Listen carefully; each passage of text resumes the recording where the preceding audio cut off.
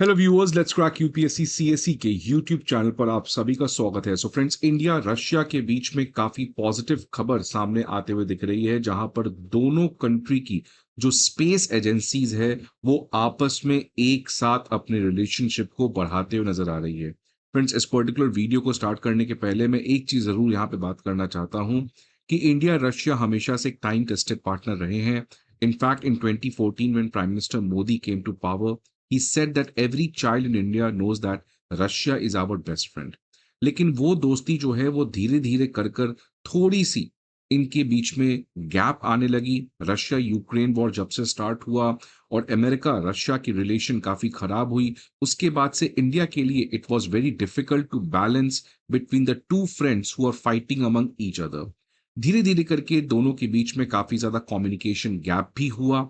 लेकिन आज जिस तरीके से डोनाल्ड ट्रंप का रियलिटी चेक इंडिया को मिला है, जहां पे कुछ भी जो भी एजम्पशंस थे हमारे अमेरिका के साथ, वो सारे एजम्पशंस ब्रेक डाउन कर चुके हैं। नाउ अगेन वो जो एक तरीके का गैप आ रहा था इंडिया रशिया रिलेशन के बीच में, वो इमीडिएटली खत्म होते हुए दिख रहा है। And the two countries are coming much much closer this time. आपने देखा ऑलरेडी इंडिया रशिया के बीच में जो रेलॉस एग्रीमेंट हुआ है, जहां पे रशियन ट्रूप्स इंडिया में रह सकते हैं, इंडियन ट्रूप्स रशियन में डिप्लॉय किए जा सकते हैं। तो ये बताता है कि the time tested partners are again coming back to ensure stability in the 21st century, जहां पर आज सबसे बड़ा थ्रेट अमेरिका के द्वारा वर्ल्ड ऑर्डर को होते हुए दिख रहा है।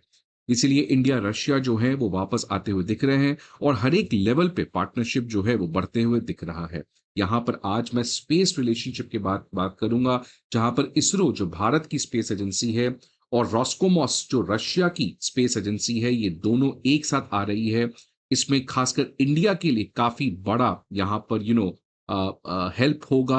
इंडिया के लिए काफी बड़ा बेनिफिट होगा, क्योंकि जो रशिया की स्पेस एजेंसी है वो इंडिया के साथ सेमी क्रायोजेनिक इंजन का टेक्नोलॉजी शेयर कर सकती है। इसी को लेकर बातचीत दोनों के बीच में चल रहा है। तो देखिए न्यूज क्या आ रहा है कि इसरो ने टेक्निकल डिस्कशन किया है रशिया की स्पेस एजेंसी रॉस्कोसमॉस से in Moscow on the delivery of semi cryogenic engine. In fact ISRO officials Moscow भी विजिट किए थे एक डिटेल्ड टेक्निकल टॉक के लिए, और अभी तक रशिया के साइड से अप्रूवल जो है वो बचा हुआ है। ऑफिशियल प्रपोजल, ऑब्वियसली इस रिपोर्ट में ये बात किया गया है कि दोनों के बीच में एक अंडरस्टैंडिंग हो चुकी है, जहां पर रशिया सेमी क्रायोजेनिक इंजन का टेक्नोलॉजी इसरो को ट्रांसफर करेगा ऑन अ कंडीशन कि इंडिया उस टेक्नोलॉजी को कहीं और एक्सपोर्ट नहीं कर सकता है। लेकिन ऑफिशियल अप्रूवल प्रोसेस जो है वो अभी तक पेंडिंग है।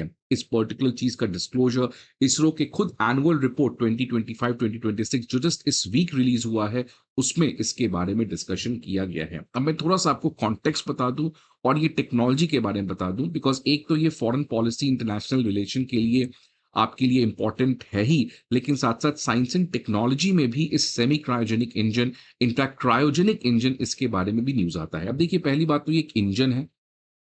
इंजन का काम क्या होता है? रॉकेट को उड़ाना। तो अगर आपको किसी भी सैटेलाइट को स्पेस में डालना है तो आपको एक रॉकेट लेना होगा, उस रॉकेट में एक सैटेलाइट लगाना होगा। ये रॉकेट ऊपर जाएगा, ये सैटेलाइट को अपने ऑर्बिट में जाके प्लेस कर देगा, और ये फिर रॉकेट जो है वो या तो रीयूजेबल है तो वापस आ जाएगा, या तो वो एक तरीके से इसको आप वापस से यूज नहीं कर सकते हैं। सो रॉकेट का बेसिकली काम है, एक तरीके से रॉकेट का काम मिसाइल वॉर के समय भी यूज किया जा सकता है। बट यहाँ पे मैं इसरो की बात कर रहा हूं, तो इसरो में बेसिकली रॉकेट का जो काम है वो सैटेलाइट्स को अपने स्पेसिफिक जगह पर जाके ड्रॉप करना है। अब ये रॉकेट को कहां से एनर्जी मिलेगा, रॉकेट को एनर्जी कहां से मिलेगा, इसके लिए आपको इंजन चाहिए। अब इंजन बहुत तरीके के हो सकते हैं। अगर मैं बात करूं ये वाला, आप देखिए जो इस समय सबसे ज्यादा सोफिस्टिकेटेड इसरो का मिसाइल रॉकेट लॉन्चर व्हीकल है, जिस जो सबसे ज्यादा हम यूज करते हैं जब हमें सैटेलाइट्स को बहुत दूर भेजना होता है। जैसे चंद्रयान 3 में जब हमें इतने दूर भेजने थे अपने सैटेलाइट्स को, तो उस केस में हम सबसे हैवीएस्ट रॉकेट लॉन्च फोर्स जो है, रॉकेट मिसाइल है, उसको यूज करते हैं। और इस समय इसरो के पास जो सबसे ज्यादा आधुनिक, सबसे ज्यादा ताकतवर, सबसे ज्यादा जो पेलोड, पेलोड का मतलब जो सैटेलाइट का वेट है उसको कैरी कर सकता है, वो है हमारे पास एलवीएम लॉन्च व्हीकल MK3। इस LVM-3 में जो हमारा सबसे इंपॉर्टेंट लॉन्च व्हीकल है, जिसको हमने चंद्रयान 3 में यूज किया था, इसमें 3 स्टेज के इंजन्स होते हैं। 3 इंजन होता है। सबसे पहला ये वाला इंजन चलता है। ये वाला इंजन का जब काम खत्म तो फिर ये इंजन चलेगा, और जब ये भी काम खत्म तो जो फाइनल इंजन होता है, जो सैटेलाइट को एग्ज़ैक्टली उस जगह पर छोड़ने का काम करता है, वो है थर्ड स्टेज। तो एलवीएम एमके 3 में जो 3 स्टेज के इंजन हैं, इसमें आप देख सकते हैं सबसे नीचे वाला जो स्टेज है, कोर स्टेज, जो ये वाला स्टेज है, ये L110 लिक्विड स्टेज है। इसके बाद सॉलिड स्टेज आता है, जो सेकंड स्टेज है, सॉलिड रॉकेट बूस्टर्स S200, और जो लास्ट थर्ड लेग में आता है, जो सबसे फाइनल लॉन्च करता है, इग्नाइट करता है, जहां पर सैटेलाइट्स को एग्जैक्टली उस जगह पर ड्रॉप किया जाता है, वो होता है cryogenic upper stage, which is C25। तो ये 3 स्टेजेस में एलवीएम एमके 3 बटा हुआ रहता है।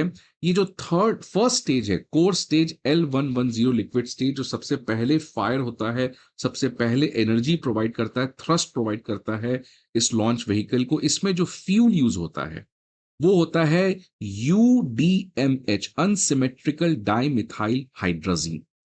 UDMH, ये देख सकते हैं, ये फ्यूल जो यहां पर फर्स्ट स्टेज में यूज हो रहा है, UDMH। क्रायोजेनिक इंजन के ऊपर मैं बात करूंगा, क्योंकि इसी का हाफ वर्जन सेमी क्रायोजेनिक होता है, तो इसके बारे में बात करूंगा। बट अभी आप समझिए कि ये जो सेमी क्रायोजेनिक इंजन है, इसके बारे में बात कर रहा हूं।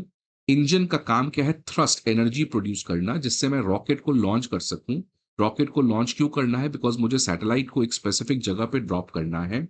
इसके लिए बहुत सारे ऐसे रॉकेट लॉन्च व्हीकल होते हैं जो सबसे ताकतवर है, जिसमें सबसे हेवीएस्ट सैटेलाइट्स को हम कैरी कर सकते हैं, सबसे दूर कैरी कर सकते हैं।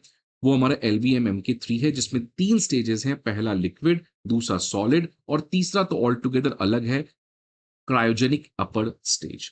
इसमें सबसे पहला स्टेज जो है, core stage L110 liquid stage, जो सबसे पहले थ्रस्ट प्रोवाइड करता है। इसमें जो फ्यूल यूज करते हैं वो है UDMH। अब देखिए ये न्यूज क्यों इंपॉर्टेंट है हमारे, बिकॉज ये जो पहला स्टेज है ना, ये बहुत ही ज्यादा आउटडेटेड हो चुका है।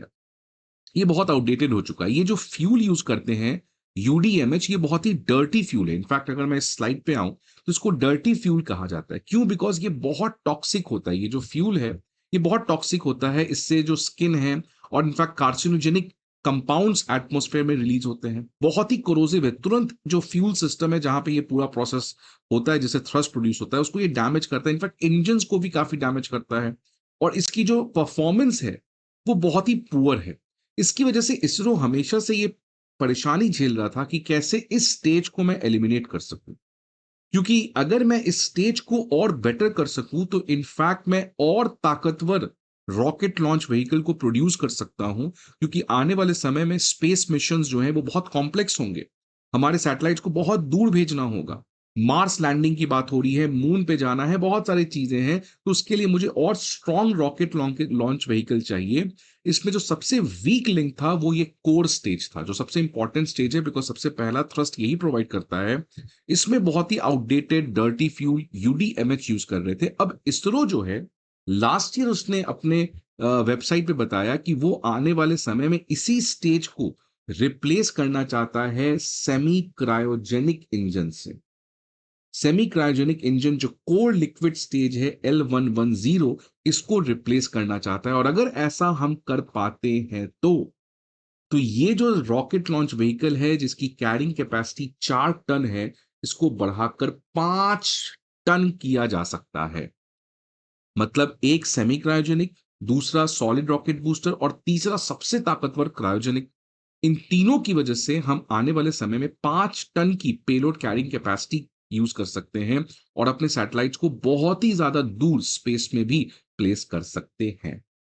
अब इसरो देखिए क्या कर रहा है, वो नॉन टॉक्सिक, क्योंकि ये जो सेमी क्रायोजेनिक इंजन है, पहले मैं थोड़ा सा आपको क्रायोजेनिक सेमी क्रायोजेनिक की बात कर दूं। क्रायोजेनिक सबसे पहला चीज है। क्रायोजेनिक में क्या होता है कि आप एक्सट्रीमली लो टेम्परेचर पे जाते हो, विच इज आप समझो -253 डिग्री सेल्सियस। जब इतने लो टेम्परेचर पे जाते हो ना, तो हाइड्रोजन और ऑक्सीजन जो है वो लिक्विडिफाई हो जाता है। हाइड्रोजन लिक्विड में कन्वर्ट हो जाता है, ऑक्सीजन भी लिक्विड में कन्वर्ट हो जाता है।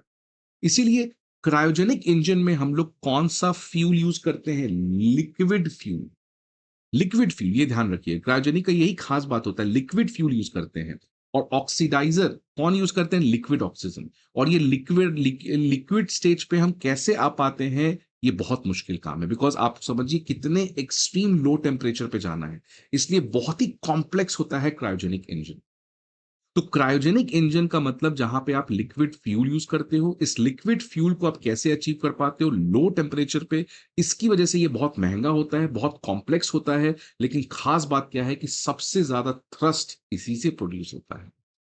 इसके दूसरे एंड पर हमारा इस तरीके का इंजन आ जाएगा, जहां पर आप एक तरीके के नॉर्मल स्टेबल रूम टेम्परेचर वाला फ्यूल आप यूज कर रहे हो, यूडीएमएच। इसको कोई आपको लो टेम्परेचर पे काम नहीं करना पड़ता है, इसलिए बहुत ही आसान होता है। ये जो कोर स्टेज है, क्योंकि इसमें वो -250 डिग्री पे नहीं जाना है, ये आप स्टेबल टेम्परेचर पे काम कर सकते हो, आसानी से काम कर सकते हो। तो इसलिए बहुत सस्ता होता है, बहुत टिकाऊ होता है, बहुत कॉम्प्लेक्स नहीं होता है, लेकिन अगेन एनर्जी थ्रस्ट कम प्रोड्यूस होता है। तो एक तरफ जहां पे आप नॉर्मल तरीके से काम कर रहे हो, और दूसरे तरफ जब आप दोनों ऑक्सीडाइजर और फ्यूल दोनों लिक्विड स्टेज पर काम कर रहे हो, इसको क्रायोजेनिक इंजन कहते हैं। सेमी क्रायोजेनिक बेसिकली बीच का होता है। इसमें आप देख सकते हैं कि जो फ्यूल है वो लिक्विड नहीं है, वो रिफाइंड केरोसिन है। ऑक्सीडाइजर लेकिन हमने लिक्विड रखा है, लिक्विड ऑक्सीजन।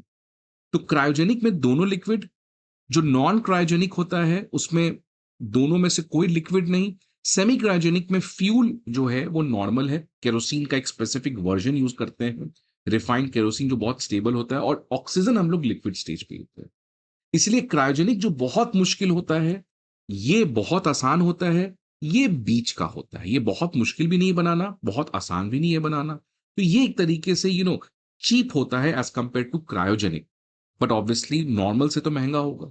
इसकी एनर्जी ऑब्वियसली क्रायोजेनिक से कम होगी, लेकिन यूडीएमएच जो हम लोग यूज करें उससे तो ज्यादा ही होगी। So it's like a middle ground. आप देख सकते हैं यूडीएमएच इंजन इजी है बट टॉक्सिक है।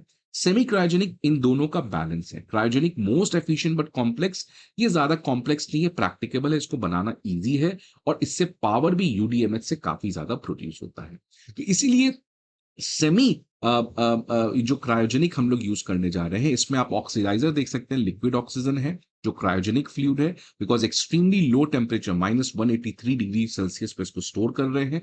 फ्यूल जो हम यूज कर रहे हैं, refined highly stable form of kerosene called as RP1। Unlike LOX, क्योंकि ये तो आप लिक्विड पे स्टोर कर रहे हो, जो हमारा फ्यूल है केरोसिन, उसको हम एम्बिएंट रूम टेम्परेचर पे भी स्टोर कर सकते हैं, इसलिए इसको सेमी क्रायोजेनिक यूज किया जाता है। इसके फायदा क्या है, ये टॉक्सिक नहीं है यूडीएमएच की तरह, ये हैजार्डस भी आपका नहीं है। और इसको जब मैं LVM3 व्हीकल में इंटीग्रेट कर दूंगा, जहां पर एक तरफ क्रायोजेनिक होगा, दूसरा सॉलिड रॉकेट बूस्टर, और जो सबसे पहला स्टेज है वो सेमी क्रायोजेनिक होगा। इससे मैंने पहले भी कहा कि हमारी पेलोड कैरिंग कैपेसिटी 4 टन से बढ़कर 5 टन हो पाएगी। अब देखिए क्यों जरूरी है, बिकॉज ऑब्वियस, हाँ, यही न्यूज में पहली बात किया कि ऑलरेडी इसरो जो है वो इसको लेकर काफी समय से डेवलपमेंट कर रहा है, लेकिन अब रशिया के साथ आने से सबसे बड़ा फायदा क्या होगा कि जो हम एक्सटेंडेड टाइमलाइंस में काम कर रहे थे वो टाइमलाइन कम हो जाएगा, और जो टेक्नोलॉजिकल गैप है उसमें एक सिग्निफिकेंट रिडक्शन आएगा। क्योंकि देखिए इंडिया रशिया जो है वो आने वाले समय में वीनस ऑर्बिटर मिशन के ऊपर भी काम कर रहे हैं, तो ऐसे सोफिस्टिकेटेड मिशन के लिए हमें और सोफिस्टिकेटेड लॉन्च व्हीकल चाहिए होगा। तो ये आप देख सकते हैं लगातार पिछले एक वीक से जिस तरीके से इंडिया रशिया के बीच में न्यूज आया, पहले रेलॉस के बारे में आप सभी को पता है, India Russia joint venture for 2 metric ton urea production. Russia India को ब्रिक्स में काफी ज्यादा सपोर्ट करते हुए दिख रहा है। So this is again a very very positive development in the 21st century, where India and Russia have made course correction, and they have now understood the relevance, the significance, the importance of their time tested relationship. I hope आपको ये video अच्छा लगे। See you again some other video. Till then, goodbye and take care.